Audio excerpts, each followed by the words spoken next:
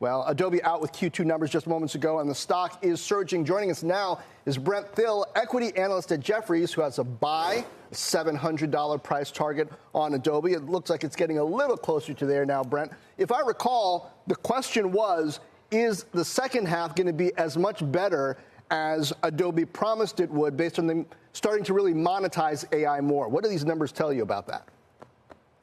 John, it's not liquid cooling, but Adobe was the most hated name going into this print. And this was not a standard plus 15% rise in the stock. This just goes back to how negative investors are on software. And they're in the AI infrastructure trade, and Supermicro, NVIDIA, other names. And I've been left on the side of the highway with a flat tire with software. And software's been massively underperforming. Adobe's been attacked as the name that doesn't have any AI, which we believe they do. And Shantanu deserves this because the street's been picking on them for not having AI.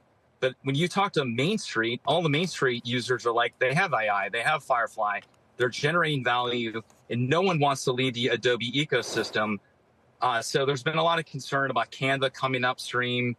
There's been a lot of concern about AI. And we think, again, some of these concerns are put on the back burner. But, software has been a tough spot. And I think ultimately, good to see that they didn't have a bad print. The rest of software has had a pretty tough earnings period. Brent, so bright star. To your point, if the stock trades right where it is here in overtime tomorrow, it will have recovered maybe just about half of the drop from last quarter. It won't have gotten back to the level where it was trading before last quarter's results. So what does that tell you about what's not priced in here?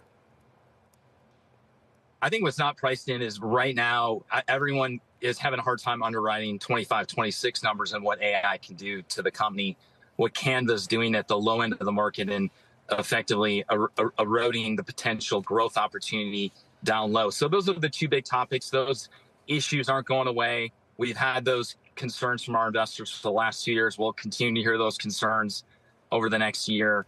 But if they can execute, again, to the AI playbook and show that their customers aren't leaving them for any of these other AI tools, which we have not seen yet, there's still that fear. We have to knock out that fire over the next year. And then secondarily, they've got to focus on what's going on in the mass market with Canva coming upstream. Those are the two big topics. Again, I think it's going to be tough to stop Canva at the low end. AI, I think they can resolve that as they have demonstrated through the users that are using their AI products today. So if customers aren't leaving Adobe to use AI products elsewhere, it raises the question, how much are those AI products, as they roll out within Adobe, going to actually cannibalize the more traditional business for Adobe, if at all? And I ask that and wonder whether that means remaining performance obligations, which are $17.9 billion, up more than 17% year on year, whether a metric like that is now going to matter more. It matters. Backlog always matters. But I go back to right now, I think none of the customers are leaving them from our work because these other AI products are not of the quality.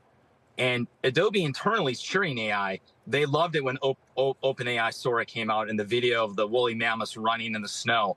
They love that because it's more content to go into their editing engine.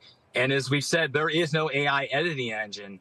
You effectively have to have colors, graphics, photography, all these things to make up a creative process. And Adobe dominates that category in the editing. So their view is that this is good with all these tools. It makes their platform even richer to edit.